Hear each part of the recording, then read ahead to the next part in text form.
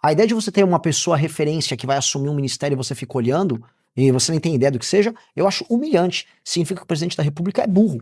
Vou chamar todo mundo e falar, nós precisamos montar uma coalizão para evitar que o nosso país quebre. Se um presidente da República vence a eleição avisando que vai fazer isso, e avisando pro Brasil, isso aqui é o necessário, os mercados começam a reagir de maneira positiva, e aí você vai formar uma maioria, que é o que eu preciso, para convencer o Congresso. Porque formar maioria não é só chamar partido para conversar. Eu vou chamar todas as emissoras de televisão, eu vou chamar todos os grupos empresariais, eu vou chamar prefeitos para conversar, eu vou chamar políticos, vou chamar governadores.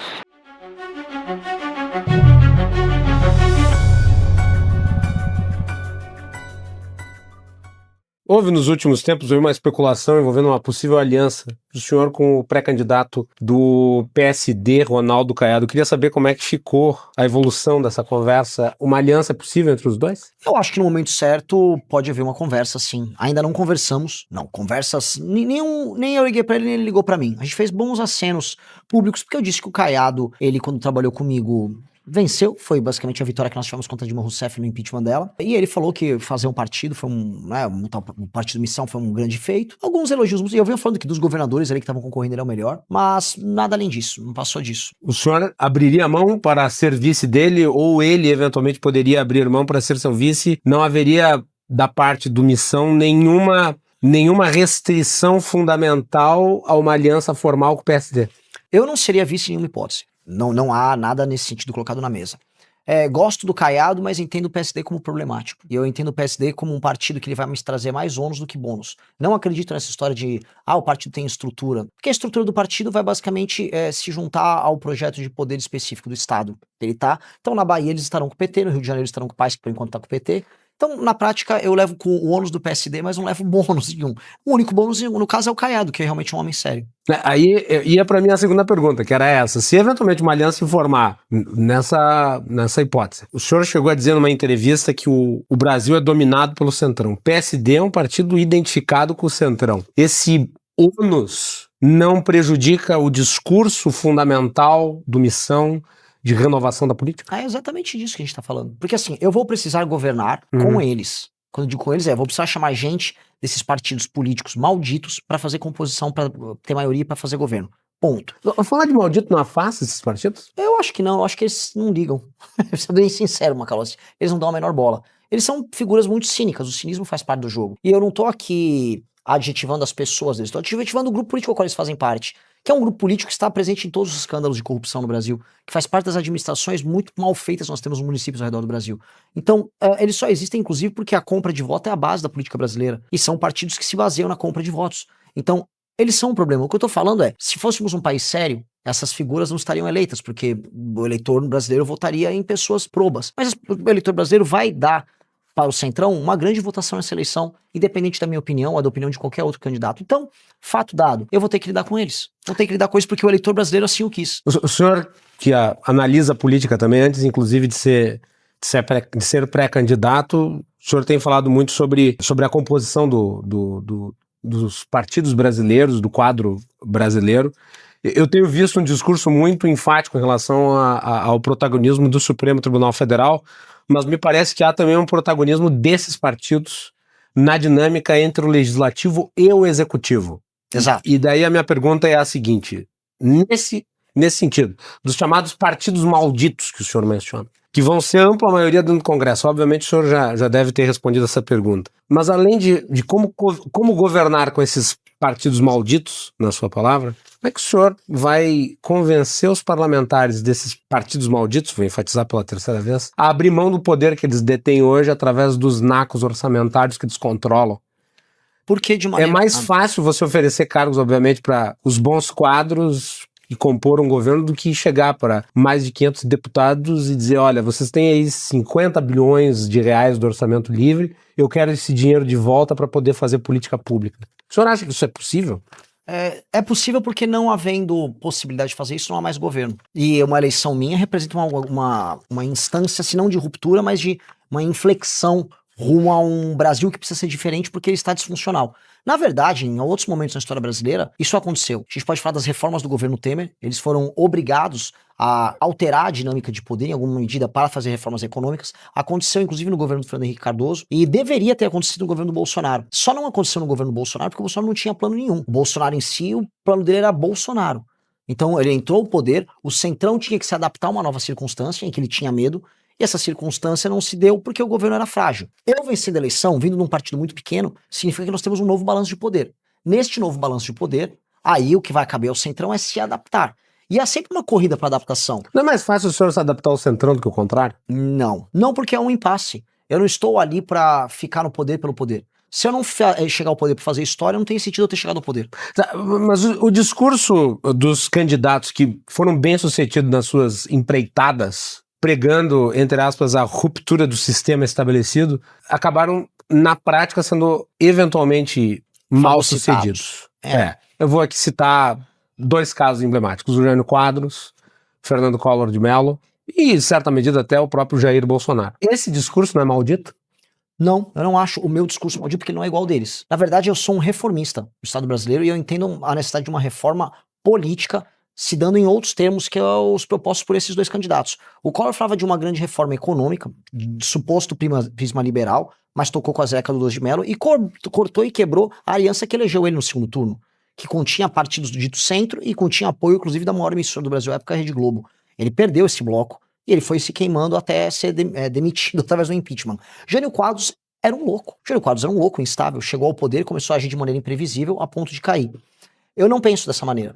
Eu entendo quais são as prioridades do Brasil. A primeira prioridade é uma reforma econômica, primeiro uma reforma fiscal, nessa reforma econômica, e a segunda é o enfrentamento ao crime organizado. E isso é consensual, inclusive, pro Centrão. A terceira reforma é a que mexe com eles. E qual é essa terceira reforma? É a que eu chamo de lei de responsabilidade gerencial, que essa vai mexer nos interesses deles. Mas esses interesses, eles não são iguais para todos os membros do Centrão. Quando eu falo, por exemplo, em aumentar o poder dos prefeitos e aumentar o poder dos partidos que têm bons prefeitos, um partido como o PSD, que você citou agora há pouco, que Macalossi, que tem um número gigantesco de prefeituras, ele se interessaria. Porque eu estabeleceria a pontuação para os prefeitos que tiverem melhor desempenho, essa pontuação significa aumento do fundo partidário para o partido que tem esses prefeitos. Agora, outros partidos que são apenas de cooptação, nem tanto. E eu preciso apenas de maioria, eu preciso de 50% mais 1 para passar projetos como esse. Eu acho que a gente tem que dividir o governo em 2 etapas. Um é o governo que vai passar projetos de lei, os PLs. Eu preciso de uma maioria para isso. A segunda são as maiorias para os grandes projetos nacionais, que são as PECs. Então eu tenho que dividir 2 etapas para geração de governabilidade. E eu entendo que precisa ser feito isso, e aí eu olho inclusive para os nossos vizinhos. Em grande medida, o próprio Milei na Argentina, ele montou uma maioria precária para poder fazer a administração do governo dele, mas quando necessário, aí ele forma consensos e forma maiorias para passar projetos que demandam, vamos dizer, um espaço maior de voto. É isso que eu preciso fazer. Eu não posso entregar a energia renovadora do governo para a composição de uma maioria gigantesca que de nada vai me servir. Porque se eu me torno parte do problema, do que adianta eu ter maioria? Vou dar um exemplo. O Bolsonaro teve uma maioria gigantesca quando ele colocou Ciro Nogueira a partir de 2021. Mas ele foi mais para sobreviver mesmo, né? Foi mais para poder manter o mandato. Mas havia maioria para PEC e ele não fez PEC que interessa nenhuma. Essa foi a realidade. Que é outra. O governo do Lula, no segundo mandato dele, tinha uma grandiosa maioria para passar algum tipo de reforma ali. Ele não passou reforma de nada porque a ele não interessava. Tô falando do período de 2006 a 2010. Então, há momentos históricos em que essa vontade ela existe. E aí eu vou dar um terceiro exemplo. Fernando Henrique Cardoso, que não tinha uma maioria de PEC, mesmo assim conseguiu passar várias vezes projetos de lei, alterações na Constituição para fazer reformas. Não é errado fazer essa comparação na medida em que naquela época o Congresso tinha muito menos poder do que tem agora. Não é errado. Por exemplo, você não tinha as emendas parlamentares impositivas. Não, mas hoje há outros instrumentos também de pressão que fazem parte do jogo e há um outro instrumento que é central nisso, que é a guerra que existe entre o Supremo Tribunal Federal e o Legislativo por causa dessas mesmas emendas. O Legislativo possui poder hoje sobre o Judiciário no sentido do Senado poder ir para trás dos ministros do STF, mas ao mesmo tempo os ministros do STF na figura do Flávio Dino tá indo para cima das lideranças partidárias por conta das emendas e tá todo mundo encalacrado. É uma guerra ali que o presidente da República vai ficar no meio. Se ele não tiver, na prática, rabo preso com ninguém, ele vai se beneficiar dessa guerra. É uma guerra que tem... Você acha que o ministro Flávio Dino tá certo? Em ir pra cima das emendas? Eu nunca considero que a forma é correta vindo do STF, mas o objetivo ali é correto. O Lula, ele quer utilizar o Flávio Dino como uma espécie de ariete para quebrar essa dominância do Centrão atacando as emendas. Eu quero que isso aconteça. Então, o STF pode me ser muito útil nesse sentido. E vai me ser muito útil porque eu terei 4 indicações, espero, né? PC das eleições, para formar maioria no STF. Chamo o Cássio Nunes para conversar, chamo o André Mendonça, chamo o Fux, quero fazer maioria no Sim, STF. o senhor encara o STF como Uma instância uma de poder bancada. hoje. Isso, é uma bancada. O que é patético, porque é um país absolutamente doente. Agora, estamos num momento de ruptura no Brasil. Ou a gente salva o sistema reformando ele por dentro, ou a gente vai para uma convulsão social. O meu governo, por isso que eu não comparo o meu governo nem ao do Collor, e muito menos com o do Jânio, é o governo que evitaria a ruptura e salvaria a democracia, reformando a democracia. E os agentes que quebraram a democracia, isso inclui o STF, isso inclui a turma do Congresso, vão ter que se adaptar. Porque no fundo eles são o carrapato, e o carrapato não pode permitir que o boi morra. E o boi tá morrendo e eles já sabem disso. Deixa eu fazer uma pergunta que eu acho que também é importante para pontuar sobre as suas inspirações políticas. O senhor disse que vai ser Milei na forma e Bukele no conteúdo. Defina isso. Em um evento também disse que eu seria Milei no cabelo e Bukele na barba, mas eu fui obrigado a me adaptar um pouco para as duas coisas, porque eu não fiquei bem com a barba lá Bukele, né? Eu gosto da política de segurança do Bukele e eu gosto da política de saúde do Bukele. Na verdade, o Bukele ele é inspirado numa outra liderança, que é anterior a ele, e que para mim é a liderança política mais inspiradora do século XX, que é o Lee Kuan Yew, que reformou Singapura e tornou Singapura uma das maiores nações do mundo hoje. O fato que nós temos hoje, todo mundo percebe nas democracias do Ocidente que as coisas não acontecem, em qualquer lugar. A reclamação com o Trump é que as coisas não acontecem. A reclamação com os partidos de direita na Europa é que eles entram e nada acontece também. E a reclamação que existe no Brasil, e que faz parte dessa desilusão, é ninguém consegue governar. As coisas não se realizam. Quais dois governos estão realizando coisas? Um, o governo do Milei, e dois, o governo do Bukele. E eles fazem isso inspirado em um governo que aconteceu muito, foi o governo de Singapura do Lee Kuan Yew. Então, eu gosto, por exemplo, do modelo que ninguém comenta, que só falam da parte, vamos dizer, de segurança do Bukele. O Bukele tá com uma política de saúde envolvendo inteligência artificial, machine learning, mais avançada do mundo. O SUS, salvadorenho, é sensacional, é genial. Parceria com o Google, uma das iniciativas mais inteligentes que tem, que nós estudamos. A política de lei e ordem para reformar a cidade, a capital São Salvador, sensacional. Então, mas não lhe preocupa a questão democrática de El Salvador? Por exemplo, hoje o Bukele entrou com um pedido para entrar nas próximas eleições, depois de a Constituição ter sido alterada para ele se reeleger indefinidamente no poder. Me preocuparia se ele não vai construindo ali o que nós poderíamos classificar como uma proto-ditadura ou algo que o valha? É possível, mas esse é um problema da população de El Salvador. O que eu gosto são das políticas públicas. Esse é o discurso do Lula em relação à Venezuela na época do Hugo Chávez. Eu não acho, porque eu não tenho problema nenhum em repudiar ele se ele cruzar a linha.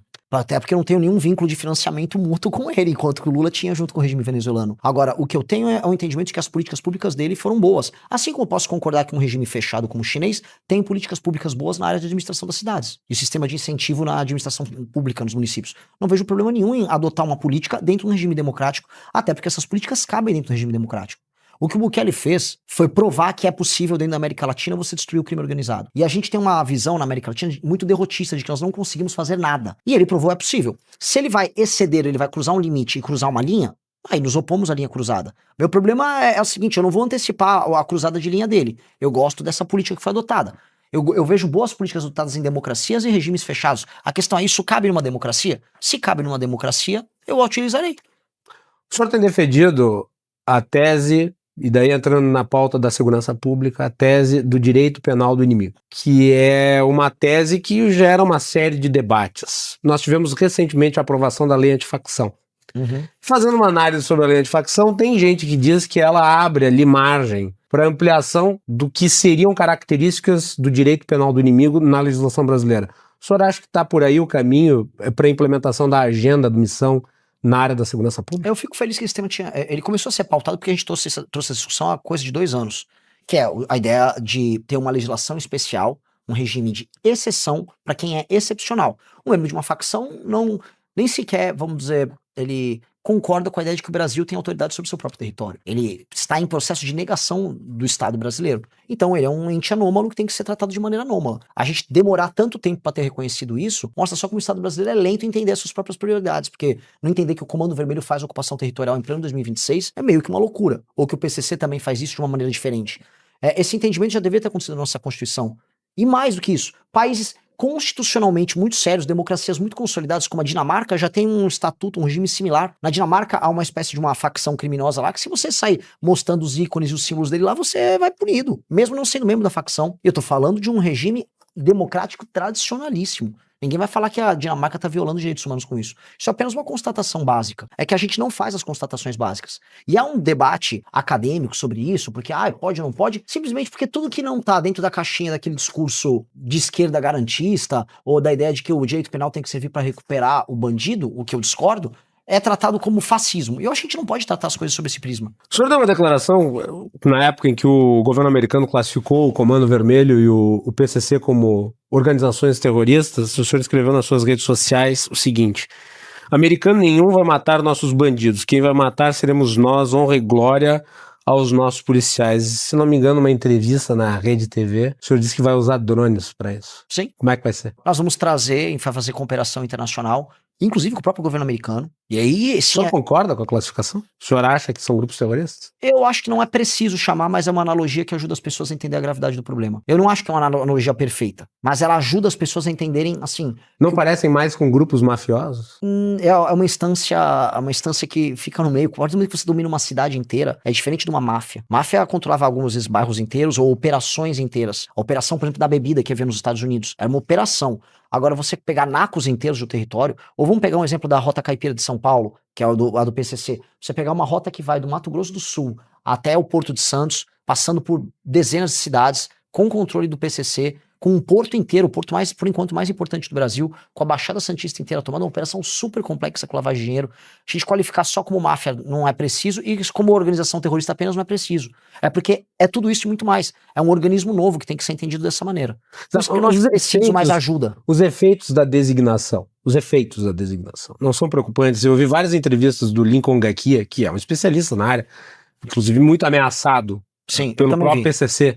Portanto, uma pessoa com autoridade. Ele não acha que seja positivo. E eu acho que ele tá certo. certo. Acha que é negativo, inclusive para o esforço de combate ao crime. Eu acho que ele tá Por certo. exemplo, as agências americanas que vão passar a atuar em relação ao Comando Vermelho e ao PCC são agências de inteligência que não vão compartilhar informação. Eles não E têm nós convênio, precisamos de compartilhamento de informação. Como é que o senhor vê isso? Se o senhor for eleito, o senhor vai pedir para o governo americano mudar a designação? Não, do ponto de vista apenas formal? Não, porque não cabe a eles resolver esse assunto é estritamente nosso.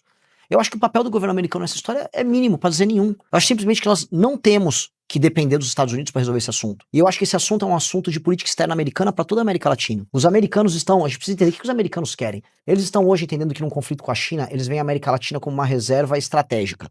Da Patagônia à Groenlândia. Com o canal do Panamá, com o petróleo da Venezuela e com o papel do Brasil, que tem que ser um papel subalterno ao deles. Essa é a política externa nova para o novo século. E agora essa política externa está chegando pra gente. Pois bem, temas agora, já que os Estados Unidos vão se debruçar sobre o nosso continente, temas como o tráfico de drogas serão importantes para os americanos. Por que do mais absoluto nada se tornou importante? É por conta desse conflito. É por conta da percepção que os americanos têm de que a China ficou muito grande no nosso continente. Logo, eles vão começar a tratar desse tema. Mas por afastamento também deles, é importante destacar isso. Os americanos sempre legaram a América Latina ao segundo plano dos seus interesses. Exato, mas agora não é, e nós teremos que nos adaptar a essas circunstâncias. Na verdade, se o Brasil tivesse feito a lição de casa nesses governos do PT, ele teria se tornado uma força política na América do Sul que impediria que os Estados Unidos tivessem ingerência aqui. Só que o Brasil ele optou por ser subalterno à política da China e às vezes da Venezuela no continente. Aí a gente ficou numa posição patética, que foi ver o Trump fazer agora, vamos dizer, política que pise no nosso quintal, tirou a liderança lá da Venezuela, o Maduro, e tirou com razão, no sentido moral da coisa, é um ditador. Mas o Brasil, que deveria ser ele próprio a guiar um caminho democrático bacana pro nosso continente, ele não fez nada. E tá olhando. E tá vendo agora os Estados Unidos formulando políticas sobre segurança na nossa região. Nós temos que, nesse sentido, correr e destruir o crime organizado nós mesmos, pra gente não viver sob a batuta, sob a tutela, a gente chama do que quiser, do governo americano. Eu não quero isso. O governo americano tem que ser vamos dizer, um parceiro técnico. E eu concordo com o que o Gakia falou, porque essa mudança nessa qualificação, a parceria não fica mais com o FBI, passa a ser, por exemplo, com a CIA. E se eu não me engano, a Polícia Federal não tem política de compartilhamento com a CIA. Então, nesse sentido, não é bom. A única coisa boa nessa história, pra ser bem claro, é o fato das pessoas entenderem a gravidade do tema. Porque a situação nossa era tão ruim que o Oruan, e eu não brinco sobre isso, esse foi um tema muito importante pra nós. O Oruan era o líder das paradas de sucesso do Spotify, cantando música sobre o Comando Vermelho, filho do Marcinho VP, partícipe dos esquemas de lavagem de dinheiro da família dele e da facção. Então, a gente tava num nível de transformação cultural no narco-estado que precisava de um tapa na cara, de um despertar. O senhor gravou um vídeo recente, agora falando de economia, o senhor falou de um vídeo recente que o presidente Lula quebrou o Brasil. Vou pegar aqui alguns dados e eu quero que o senhor responda. O Banco Central aumentou a estimativa de crescimento em 2022, 1,6 para 2 recentemente. A inflação em 2025 ficou dentro da meta. O índice de desemprego está em 5,6, menor da série histórica, com recorde para o período. Houve crescimento de renda histórico em 2025, subiu acima de R$ 3.200, isso segundo dados do IBGE. Como é que se sustenta o discurso de que o Brasil está quebrado? De maneira muito clara, a curva de aumento da relação dívida-PIB. A partir do momento que a relação dívida-PIB ela tá só subindo, você começa a entrar naquilo que se chama de dominância fiscal. Vamos lembrar uma coisa, antes da crise de 2014, até 2011, 2012, o Brasil apresentava um número de crescimento. O Brasil dizia estar no pleno emprego até começar aquela crise que estoura em 13 e vai para 14. Nada dizia para muita gente que aquilo iria acontecer. Apenas alguns economistas, o Stolberg na época dizia. Agora o quadro é muito pior. A gente está entrando num quadro de dominância fiscal. Os gatilhos obrigatórios para aumento de gastos e despesas do governo, eles estão numa rampa, eles estão numa subida. E todo mundo que faça uma previsão, não é nem de curto prazo, é curtíssimo prazo, sabe que em 27 e 28 nós não teremos condições sequer de pagar as nossas despesas obrigatórias. Então esse é o problema. E o que é a dominância fiscal? É a incapacidade que a gente passa a ter de fazer políticas monetárias que resolvam, vamos dizer, esse problema do aumento dos juros, porque a crise de confiança está sendo dada, porque a curva da dívida PIB aumenta. Para quem está nos ouvindo, a partir do momento que você vê que a dívida vai ficando maior do que o PIB do país e que você não tem meios de controlar ele, as pessoas começam a não querer comprar títulos brasileiros. Não tendo como comprar título, você não tem como rolar dívida. Não tendo como rolar dívida, o país ou ele mete inflação para cima, que é o que provavelmente vai acontecer, ou o país quebra e dá default. Nós vamos precisar fazer uma reforma fiscal que é cortar a despesa para resolver isso. Então, quando a gente acompanha... Você pretende cortar subsídio? Pô, assim, a gente... Macalossi, como eu venho falando assim, eu vou fazer uma campanha... É que cortar subsídio é mexer em interesse. Óbvio. E precisa ser feito. São 186 bilhões de reais em subsídio apenas nesse ano. Sim. E eu vou colocar aqui, renúncias fiscais, subsídio de toda sorte, gatilhos automáticos para aumento... Vou ser mais polêmico do que isso. Gatilhos obrigatórios ligados ao aumento do salário mínimo para aposentadoria e BPC, pente fino no BPC e no Bolsa Família. Que isso passa no Congresso? Precisa passar, senão o Brasil quebra. A situação é desesperadora. Não, mas precisar, me parece todo mundo que entende de economia diz que precisa. Agora, convencer os políticos de que isso tem que ser feito é diferente. A partir do momento que eu venci a eleição, eles vão entender que é importante, porque foi isso que elegeu um presidente da República falando de maneira sincera sobre os problemas. E lembre-se sempre, esse mesmo Congresso corrupto, não estes aqui, mas o Legislativo corrupto do Brasil, já votou reformas de emergência para participar de uma espécie de salvamento do Brasil. A diferença é que a gente não pode fazer uma mini reforma, uma reforma que enxugue gelo. Nós precisamos de um reformão. A gente vai precisar mexer na Previdência, a gente vai precisar mexer nos gatilhos, nas indexações, nos subsídios, nos super salários, a gente vai precisar roubar meio que todas as brigas ao mesmo tempo. Quando será? Tem que ser na transição. Até porque o Lula alterou o regime fiscal brasileiro praticamente inteiro, todo o sistema de incentivo do regime fiscal brasileiro para o modelo atual do arcabouço, na transição também. Brigando com todo mundo de mercado, mandando um garantia soidio. Se um presidente da República vence a eleição avisando que vai fazer isso e avisando pro Brasil, isto aqui é o necessário, os mercados começam a reagir de maneira positiva, e aí você vai formar uma maioria, que é o que eu preciso, pra convencer o Congresso. Porque formar maioria não é só chamar partido pra conversar. Eu vou chamar todas as emissoras de televisão, eu vou chamar todos os grupos empresariais, eu vou chamar prefeitos pra conversar, eu vou chamar políticos, eu vou chamar governadores, eu vou chamar todo mundo e falar, nós precisamos montar uma coalizão pra evitar que o nosso país quebre. Porque vai ser bom pra todo mundo. Pra todo mundo. Se a gente evitar que o Brasil quebre, é bom pra geral. Pra geral. Vamos botar o jogo em novos termos. Quem é o posto Ipiranga do Renan Santos? Renan Santos não tem posto Ipiranga, porque Renan Santos é uma figura inteligente e junto com seu grupo político construiu suas próprias propostas. O que eu vou ter eu vou chamar um ministro da Fazenda que vai defender aquilo que eu acredito e que o meu grupo acredita. A ideia de você ter uma pessoa referência que vai assumir um ministério e você fica olhando e você nem tem ideia do que seja, eu acho humilhante. Significa que o presidente da República é burro. O presidente da República tem que entender, não ser um super gerentão, que eu não acredito nisso, mas ele tem que entender os princípios e as propostas de cada área. E a pessoa, o especialista com experiência política vem tocar. Uma das coisas que nós fizemos já foi criar um superministério da Reforma do Estado com o Kim Kataguiri, que seria um ministério transversal que vai atuar em todas as áreas possíveis. Então a gente vai juntar trabalho, vai juntar planejamento, vai juntar previdência, vai juntar cidades, para a gente poder reformar o Estado brasileiro. E aí o Ministério da Fazenda, o que vai cuidar? Das políticas econômicas e políticas de reforma, incluindo as de competitividade, para que paralelamente o Brasil possa se recuperar economicamente. Gostou desse vídeo? Se inscreva em nosso canal e nos ajude curtindo e compartilhando.